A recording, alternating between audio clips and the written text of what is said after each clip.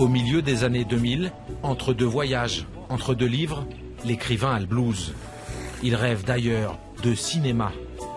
Impossible dans sa petite maison d'édition, son agent va alors lui organiser le transfert du siècle.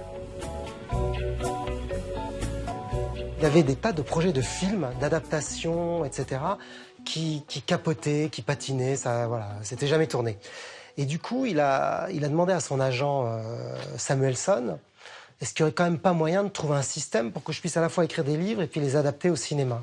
Tous les éditeurs sont à l'affût. À l'époque, que les éditeurs mettent sur la table, c'est 1 million d'euros pour le transfert. C'est beaucoup. Il y a eu de la surenchère et c'est Fayard qui a emporté la timbale.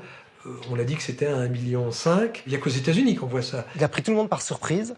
Il a, du jour au lendemain, quasiment, il a changé d'éditeur et il est passé chez Fayard. On fait un transfert secret, effectivement, comme un transfert de joueurs de foot, comme un transfuge politique. C'est-à-dire on est vraiment sur un gros enjeu éditorial, un gros enjeu industriel. Chez Flammarion, j'imagine qu'ils sont un peu fâchés de voir partir Houellebecq comme ça d'un coup. Ils l'ont pas retenu non plus.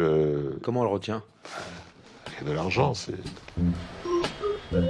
Bien loin de l'ambiance feutrée de Saint-Germain-des-Prés, Fayard, c'est le groupe Lagardère qui produit aussi des films, une multinationale. En fait, il a signé son contrat en avril 2004. Ça s'est fait au centre des congrès de Deauville, parce qu'il y avait un grand séminaire avec tous les pontes, mais de l'édition, de l'armement, de la radio. Et Lagardère a carrément pris Houellebecq, il l'a quasiment balancé sur la scène. Je vous présente notre nouvelle recrue, Michel Houellebecq. Un peu ahuri. Le seul truc qu'il arrivait à dire, c'est je suis très content, j'aime beaucoup les grands groupes. À la rentrée 2005, le char d'assaut Houellebecq est en marche. Mais la possibilité du Nil finit en demi-succès, moins de 250 000 ventes. Le film met 3 ans à se faire, un flop. Retour au bercail, chez Flammarion.